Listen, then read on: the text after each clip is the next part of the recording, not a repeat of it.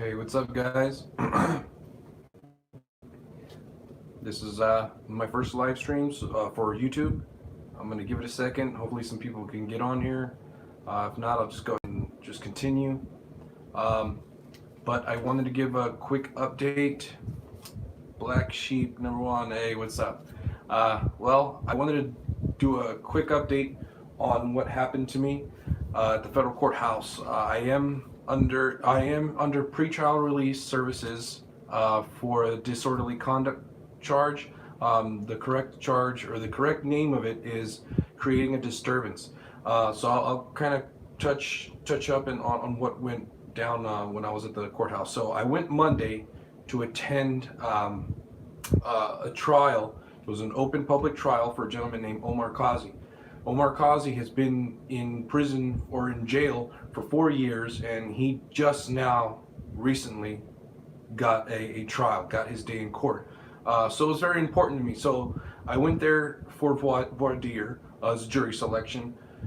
I attempted to go in to the court building. They stopped me at the metal detectors, and at the metal detectors they said that there was a trespass order. Well, I objected to it and told them there was no trespass order. I was never trespassed from the property. As a matter of fact, when they tried to trespass me, a magistrate from city courts, the lower courts, dismissed the charge based on lack of jurisdiction, and lack of evidence. The city had no authority to send their local police to tell me that I couldn't go into a public building. It's a federal issue. So the federal government couldn't provide any reason for me stating that I couldn't go into, stating that I couldn't go into the building. So I objected to it. They roughed me up, dragged me outside, said you're not allowed in. They complained. I objected. I had some injuries to my back. DHS officers get there, they confirm, and they side with me and say no, he is allowed in. He has every right to be here. So they, Department of Homeland Security, you guys can check out that video. Acts as a buffer between U.S. Marshals and I. Once Department of Homeland Security comes back, they tell me, hey, as long as you leave your phone in the car, there's no problem. So I did that. I left my phone in the car. Went back inside, went upstairs, couldn't stay. I felt a lot of pain in my back. Once the adrenaline wore off, went to the hospital to get checked out. Rested Tuesday, came back Wednesday. Wednesday, same problem. There was new faces, but it was the same issue. They claimed that I didn't have a right to be in the federal courthouse. I told them, guys, look, it's been taken care of on Monday. Everything was squared away. I have every right to be here. They disagreed with me and said, no, your trespass has been reinstated. I said, guys, there was no trespass there is no trespass ever existed. So how can a trespass that never existed be reinstated? They went hands-on again that day, threw me in cuffs, said you're under arrest for criminal trespass. They take me to the jail downstairs. They put me in the holding facility, transport me to Pahrump, Nevada, which is about an hour and a half away north of, well, first they take me to the hospital via ambulance. Okay, I sustained more injuries then. Once I get out of the hospital, they take x-rays, give me medication, they give me the all clear, send me over to the prison. They send me over to CCA in Pahrump. Still, at this point, I have no formal charges.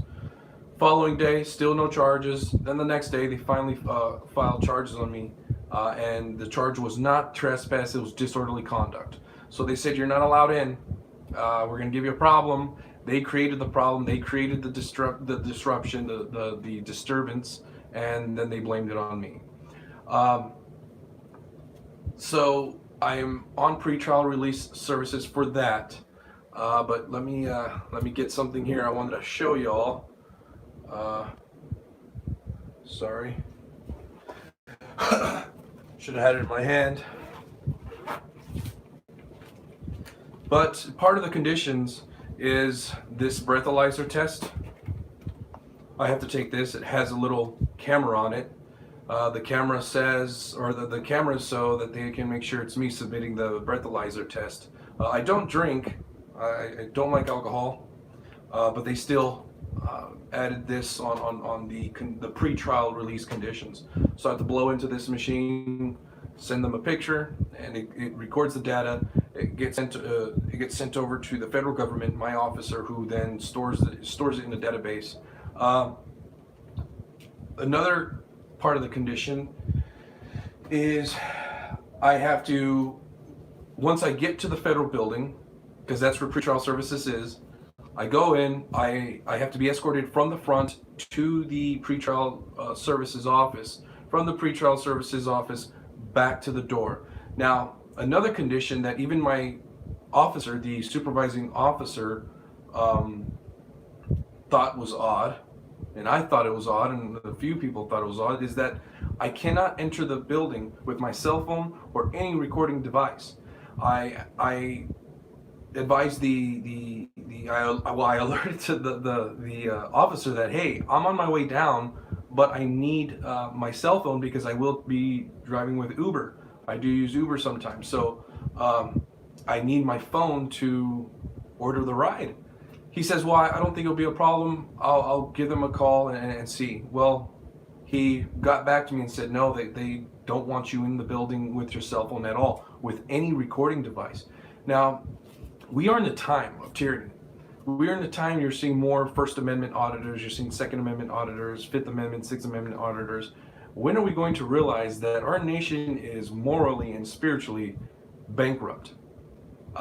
When your government fears its own people of entering the building with recording devices, you have to ask yourself, what are they trying to hide?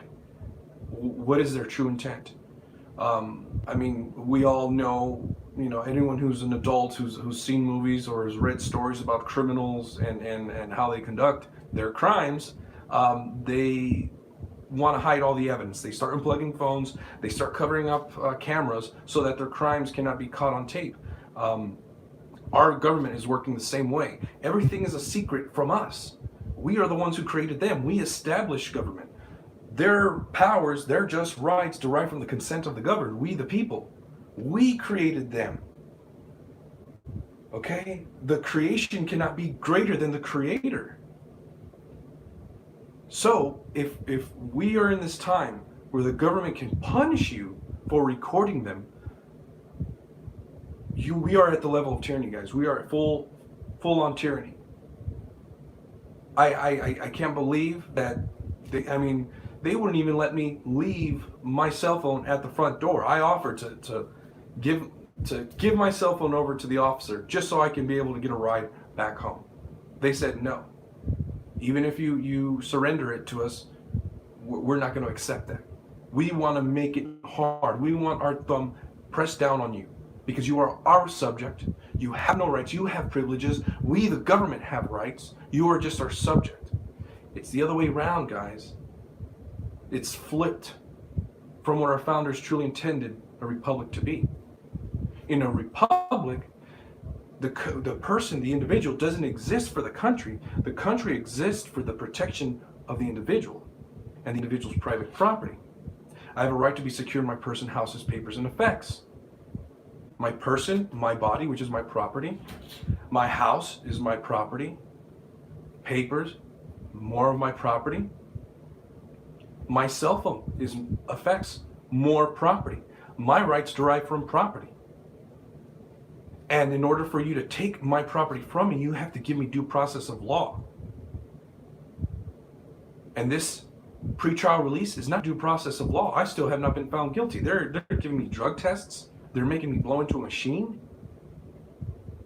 Some people just aren't getting it. They think that when we go out and we record the agents that these lawmakers send out or that the government sends out, they think we're trying to antagonize them.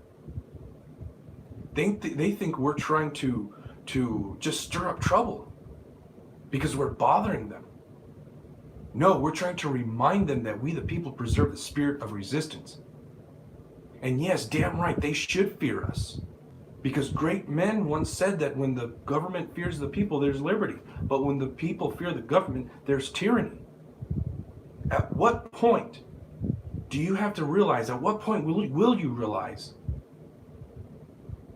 that we're in a tyrannical society, we're in a tyrannical ran government, before you decide to do something? How much more? How bad do things have to get before you get up and do something? There's room for more First Amendment auditors, guys. Support your local activists who's getting out there and doing these things. I'm not out there just trying to rattle the cage just because I'm bored. I truly have a love for my country and the God-given rights that I possess and that the U.S. Constitution clarifies. We may lose these rights soon. They're coming after our guns. They're coming after our phones. They're coming after our recording devices. This isn't fair that I'm being punished for constitutionally protected conduct. I have a right to record.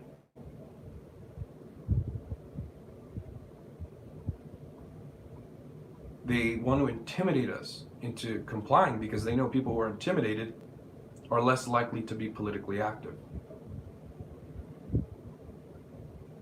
A lot of you folks, if you go back and look at some of my my videos that I uploaded, there's one 8-second video where the security rips the phone out of my hands. He rips the phone out of my hands. And it's right there. The supervisor was standing right there. But I pressed lock before he can get on there and erase it, because he did look at it to try to erase it. He was going to try to erase the footage. So the reason why I do these things, the reason why I go to the courts and I stand up to the magistrates and to the judges and to the cops, is because a lot of men died for the U.S. Constitution before it was ratified. Okay? Dr. Joseph Warren died in 1775, when the Constitution was just an idea then. And men before that died, when it wasn't on paper. They didn't get to hear the beautiful words put together. They didn't get to hear the Bill of Rights and the U.S. Constitution and the Declaration of Independence all in one document. They didn't get to live to see that. But they knew it was there. They knew what they had. They had God-given rights. They knew it was there. It was just a matter of time before our founders diagnosed it. These are things we possess, and it's your job to protect those rights. You think I have free speech just because the First Amendment says I do? No, I have free speech because nobody's big and bad enough to come and take it from me. And if they do, I'm not going to give it up without a fight. I'm going to object to it. I'm going to protest. They're going to have to put me in handcuffs like they did at the courthouse. Wherever my 2 feet happen to be is a First Amendment zone. And if you're wearing a badge, you took the oath. I didn't. You work for me. So, yeah, guys, I'm in Las Vegas. Sorry I'm not looking at the comments. It's kind of far away and kind of hard to see. Yeah, I'm in Las Vegas. It was at the Lloyd D. George courthouse, and that's where a lot of the tyrants are. They didn't even put my court date on the docket so my friends and loved ones can see and attend. They were hiding the time I was supposed to be at court. I mean, that goes to tell you guys. I mean, I appreciate all the calls. I mean, Gavin Syme, my friend, I love him. He put a call out, and when I was in the holding tank, I heard those phones going off, and people were demanding my release. They finally realized, you know what? This guy has friends who love him and care about him. We're going to have to do something. So it goes to show, when one man can speak and call out the wrongs that they do, and it gets them it just triggers them. It just pisses them off. When one man can do that, and they act like complete tyrants. And I'm talking tyrants like from Old English days. I mean, star chambers. Come on, they're bringing back star chambers. My friends didn't know what time I had court. My friends had to guess what courtroom I was in. And the only way they were able to know was because the amount of marshals that were standing outside the courtroom. I had 10 U.S. Marshals in my courtroom because I'm such a bad sovereign citizen, they say. He doesn't want to get his driver's license. He doesn't believe in concealed weapons permits. He doesn't believe, he believes in recording us and exposing what we do. And he talks about this Constitution like it matters to us. That's what they're doing. That's the behavior. And you know what? When they start acting like that, you have to start questioning your government's intent. I've been abused many of times. I've been accused many of times. There's nothing they can do to me to shut me up. Damn it, I'm going to stand my ground and say, no, I will not comply.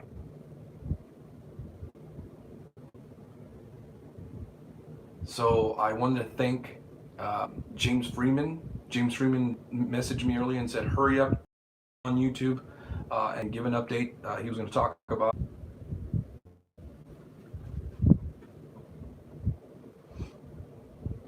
Hey guys, back on. Sorry about that. I don't know what the heck's going on with this Wi-Fi. It was working fine when I do live streams for Facebook, no problem. But I have attempted to do live streams on YouTube, and for some reason I'm always just given problems. Maybe I'm not ready for YouTube yet, but we'll see.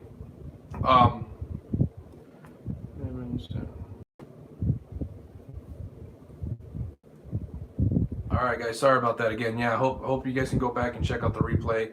But just was going to close up here, but I wanted to thank James Freeman for sharing my story and getting the word out there. I'm really looking forward to networking with other First Amendment auditors and other I like to call Sixth Amendment auditors. I don't only like to take my protest to the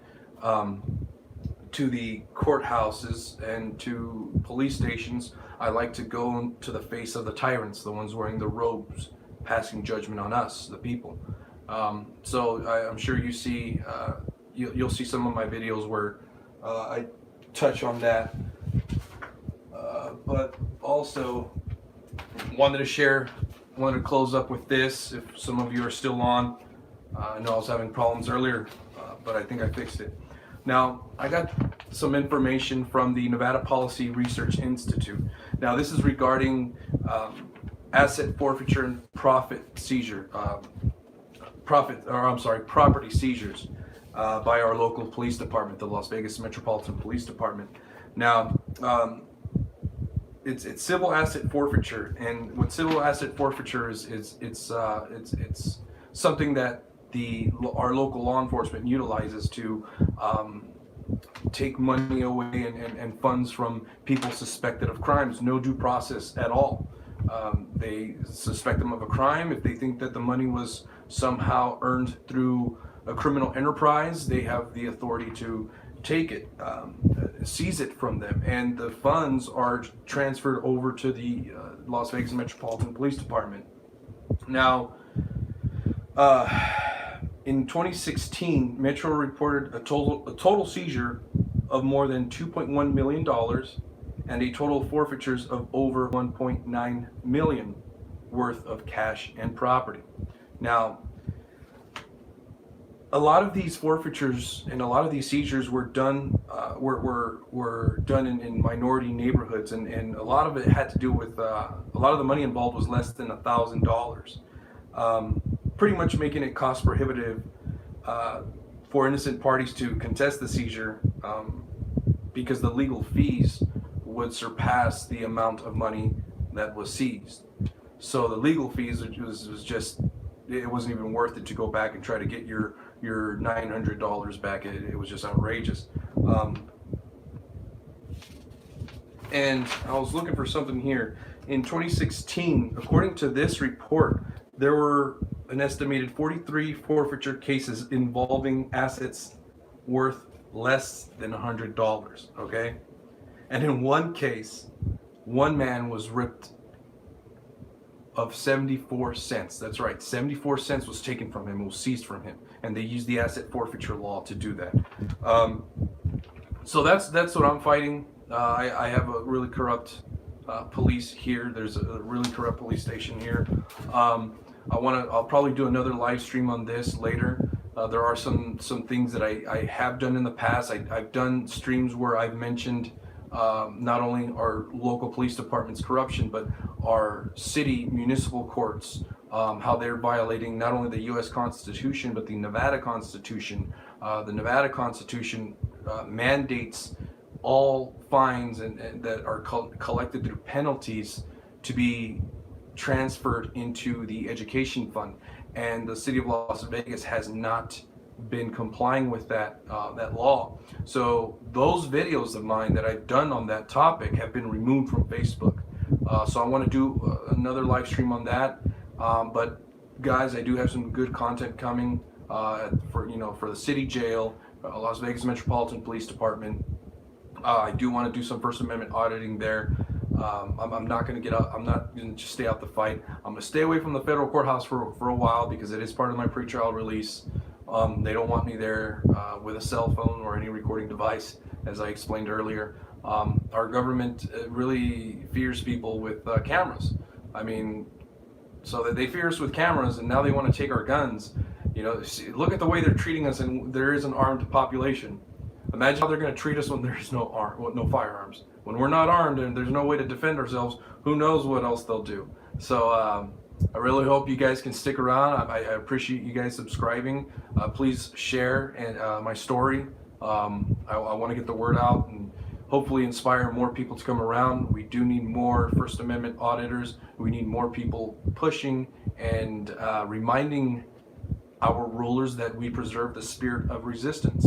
We don't want to take arms yet, but we are armed with cameras. We will remind them that we're not afraid. We don't want to use violence, but we are willing to stand up to your face.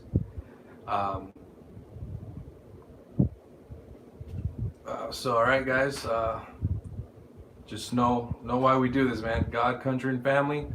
And hope you all can share and get the story out for me, guys.